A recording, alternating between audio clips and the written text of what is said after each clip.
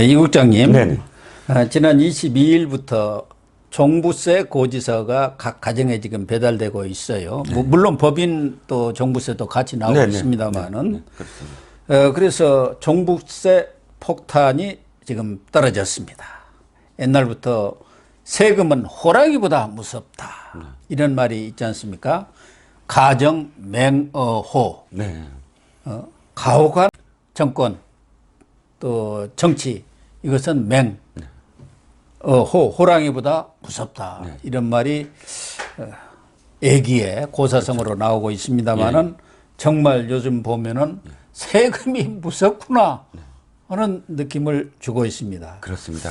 예. 세금이 바로 세계사를 바꿨죠. 예, 세계사를 바꿨죠. 그러니까 미국이 영국과 전쟁을 벌여서 독립한 것도 사실은 보스턴 티파티, 즉 예. 세금, 차에 매기는 우리가 먹는 차에 매기는 세금에 시달려서 그 미국민들이 거기에 분노를 느끼고 이 보스턴에서부터 이제 출발한 그런 이 혁명의 바람이 이제 이 영국을 쫓아내는 그리고 독립하는 어떤 계기가 됐듯이 가혹한 세금은 국민들을 분노하게 만들고 분노하는 흐름은 바로 시대가 바뀌는 그런 계기가 될 수도 있다는 거죠. 그러니까 전에 박정희 전 대통령이 무너지게 된 것도 뭐 여러 가지가 있습니다만은 그 중에 하나가 부가가치세 네. 그걸 만들어 가지고 하면서 국민들의 저항이 이렇게 조세저항이 커진 것도 한 원인이라는 얘기가 있지 않습니까? 그런데 이번에 지금 종부세 폭탄이 떨어졌는데 과거에 뭐 과거가 아니고 지난해에 비해서 지금 엄청나게 뭐 대상도 늘어났고 그렇죠. 액수도 늘어난 거 아닙니까? 그렇죠. 뭐 어마어마합니다. 예. 지금 94만 7천 명인데 예. 여당이 아까 그 민주당이 자기네들이 추산한 게 76만 명이에요. 예. 그것보다도 20만 명이 더 넘게 지금 대상이 된 거죠. 즉 지네들도 사실은 자기네들도 이 부동산가 폭등이 이렇게까지 폭등해서 종부세 내야 되는 사람이 늘어난 것에 대해서 제대로 파악을 못 하고 있었다. 라는 정도입니다. 전체적으로는 뭐 2020년과 비교했을 때 3배 가까이 늘어났죠. 그러네요. 액수도. 그러니까 42%가 늘었잖아요. 네네. 그러니까 2020년은 66만 7천 명인데 네. 94만 7천 명으로 이렇게 늘었잖아요. 그렇죠. 28만 명이 늘어서 42%가 42%가 그러니까 늘었고. 대상자가 28만 명에서 94만 명에 3배가 늘어버린 거 아닙니까? 그렇죠. 3배가. 예, 예. 그 액수도 그렇습니다. 예. 5조 7천억이 세금으로 받아낼 지금 금액인데 작년이 고작 1조 8천억 원에 불과했어요. 이것도 3배네요. 예. 3배가 넘게 3.2배. 예. 3.2배라고 지금 계산이 됐는데 2017년도하고 비교를 해볼까요? 이 정부가 출범했을 때 종부세를 내던 사람이 33만 명에 불과했답니다. 33만 명에서 14배가 된 거죠. 4년 만에. 뭐 액수도 당시에 3,879억 원이었어요. 근데 지금 5조 7천억 원이니까 42%가 급등했다는 겁니다. 그러니까 종부세가 2011년에 생겼는데 그 이후 10년간 거둔 전체 종부세가 5조 1천억이니까 그렇죠. 이번에 한 번에 건치는 게 더 많아요. 5조 7천억. 예. 한 번에 걷는 게 더 많다는 그런 얘기 아닙니까? 이렇게 지금 세금 폭탄이 떨어지고 있는데 이게 우리 경제가 좋아서 무슨 그런 건 아니지 않습니까? 그렇죠. 진짜 이 정부가 부동산 값을 폭등하게 만들었기 때문에 이게 늘어난 것이고, 그런데 정말 말이 안 되는 게 보유만 했을 뿐이잖아요. 예, 보유만 한 거죠. 내가 이런 거죠. 이게 세금을 내려고 하면 돈이 있어야 되잖아요. 돈이 있다는 건 소득이 있어야 되잖아요. 근데 소득을 갖고 내가 늘어난 걸 낼 수 있는 상황이 아니라는 거죠. 왜냐하면 부동산이라는 건 내가 집이 있습니다. 내가 세금을 받았을 때 그러면 이 세금 내기 위해서 안방만 뜯어서 그렇죠. 뭐 세금을 낼 수는 화장실만 뜯어서 없잖아요. 판다든가. 화장실만 뜯어서 팔 수는 없잖아요. 네. 그러니까 이 계단을 뜯어서 판다거나 이렇게 할 수 있으면 가능합니다만 그게 아니잖아요. 나는 그냥 예를 들어서 압구정동에 아파트 그러니까 그 원주민이 있어요. 근데 아파트를 그때 만들어 갖고 거기서 살았습니다. 그분이 80이 넘으셨어요. 근데 이분이 뭐 죄가 있습니까? 그 원주민이라는 그렇죠. 그래서 아파트 거기서 분양받은 거밖에 없어요. 근데 지금 80인데 아무 소득이 없는데 갑작스럽게 어마어마한 막 1,000만 원 이상 뭐 몇천만 원까지 나옵니다. 네네. 예, 적어도 몇백만 원입니다. 이 종부세를 내라고 네. 하면 이 사람한테 무슨 이 아파트 산 게 죄입니까? 그러니까 거기가 지금 종부세가 이렇게 엄청나게 늘어난 것은 집값 폭등이고 네. 공시가격을 거기다 반영하는 거 그렇죠. 아닙니까? 공시가 그런데 예. 이 종부세만 늘어나면은 좋은데 예. 집값이 폭등하고 그 종부세도 많이 늘어난 데다가 예. 이제 의료보험이라든가 이런 부분까지도 다 늘어납니다. 그렇죠.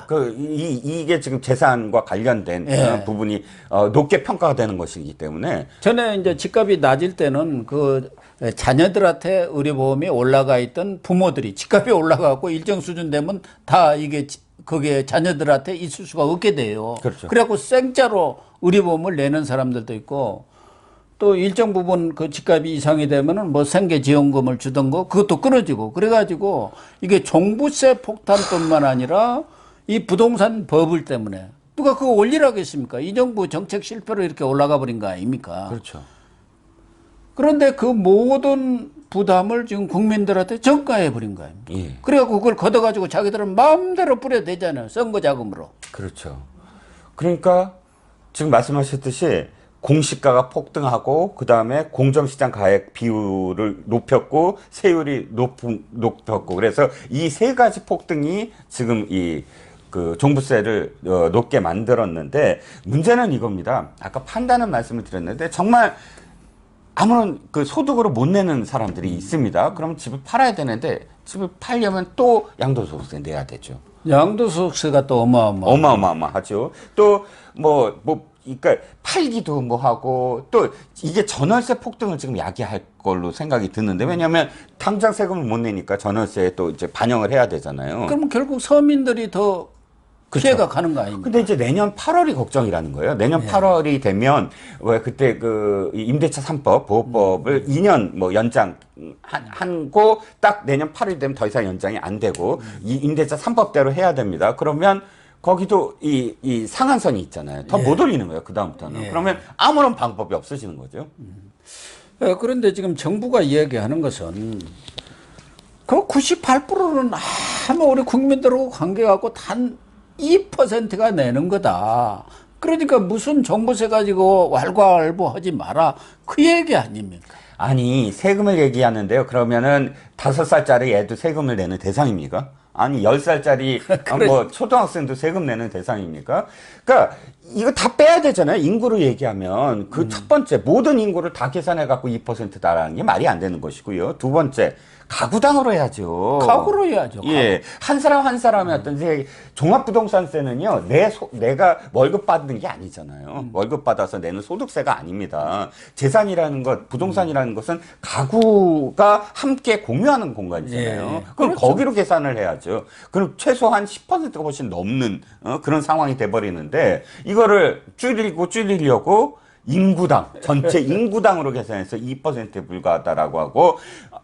아니 2%는 국민이 아닌가요? 2%는 그냥 맨날 벌 받고 이 아파트 하나 있다는 이유로 벌 받고 이렇게 두 손 들고 계속 벌 받아야 됩니까? 이게 전형적인 갈라치기거든요. 나머지 98%에 내가 표를 받을 수 있다. 2%에 불과하다. 2%는 뭐 세금을 이렇게 징벌적 세금을 내야 된다. 이건 말이 안 되는 거죠. 거기 송영길은 그 자동차세 정도뿐이 안 되는 거예요. 이렇게 지금 얘기하고 있지 않습니까? 그러니까 어떻게든 종부세 흡수하려고. 폭탄, 거기에 따른 그 조세 제한이랄까 민심의 그런 동요 이걸 좀 가라앉히기 위해서 아주 축소 이렇게 얘기를 하고 있는 거 아닙니까? 그렇죠.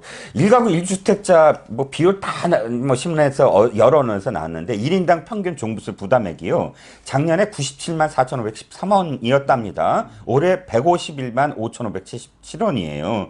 이것만 보더라도 참 뭐 어느 뭐 자동차 뭐 갖고 있는지 모르지만 뭐 50만 원에 불과하다. 자동차 뭐 보유하는 것보다 더 적다라고 얘기했는데 아니 또 화가 나네. 재산세는 안 냈습니까, 우리? 다 내죠. 보유 아니, 재산. 그 집과 관련해서 재산세 냈잖아요. 예. 그 재산세도 보유하고 있다고 해서 낸 거 아닙니까? 그래서 이중과세라 해갖고 지금 일부에서는 위헌 소송을 내겠다는 거 아닙니까? 생각해봤더니 열받네. 예. 예, 그래서 저도 얼마 전에 그 영화 현산업보, 자산업보라고 네네네. 있지 않습니까? 네네. 거기 보면은 그 다산 정략의 경우 애절량이라는 그 시에도 있지만 네. 그때 오직이 세금을 가혹하게, 걷었으면 황구첨정이라고 애들 이제 막 태어난 애들한테도 애들도 세금을 내고 그다음 백골징포라 해갖고 죽은 사람 이미 백골이 된 사람한테도 징포 포세를 내고 그러다 보니까 그 영화 보면은 애를 찾고 나니까 그 세금이 내니까 그 아버지가 남근을 잘라버리지 않습니까? 그걸 들고 와서 나 잘랐다 이렇게 얘기하면서 아주 통곡을 하는 그런 장면이 나오지 않습니까? 저는 영화 그거 보면서 참 세금이 무섭다. 저도 뭐 아파트 한 채 있습니다만은 하도 세금이 많이 나오고 그러니까 여기 무슨 방송하는 것도 마찬가지예요.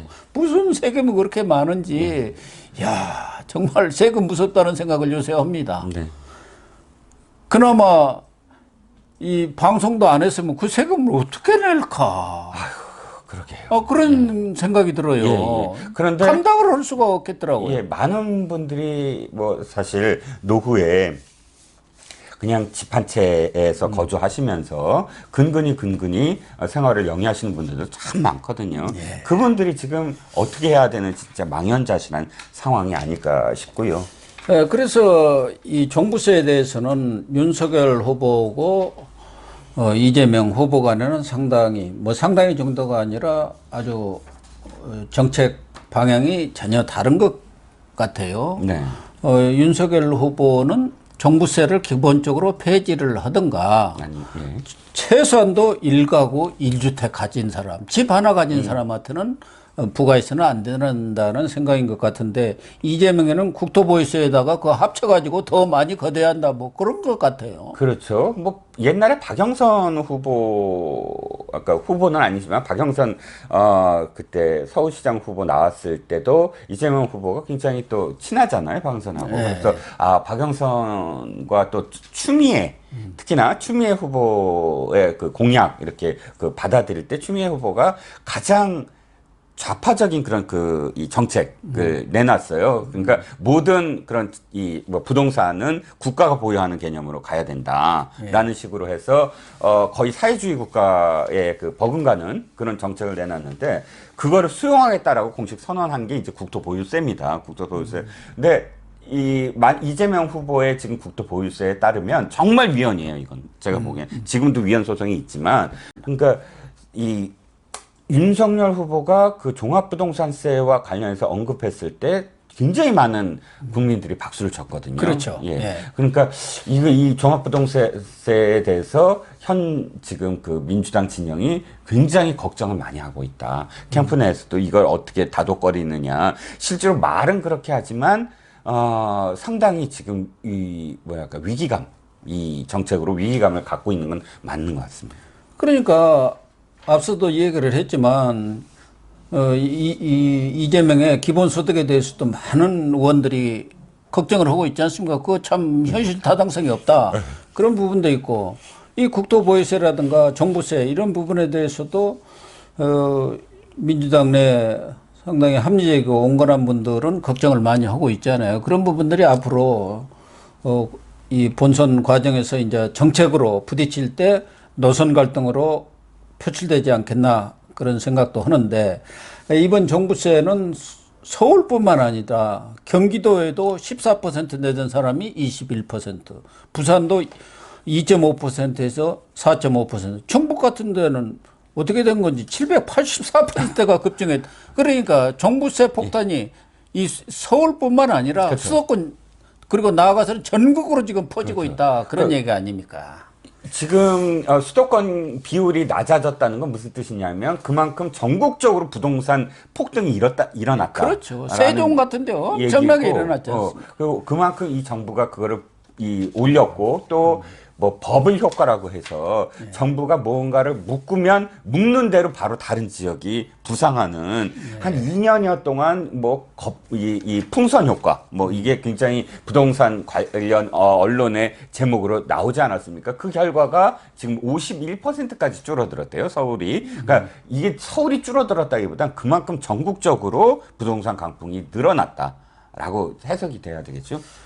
이번 종부세 이 폭탄 논란을 계기로 해서 정부도 뭐 부동산 정책은 말할 것도 없고 세금 정책 전반에 대해서도 한번 심도 있게 검토를 하는 그런 어떤 계기가 됐으면 합니다. 예. 그렇게 마무리를 하겠습니다.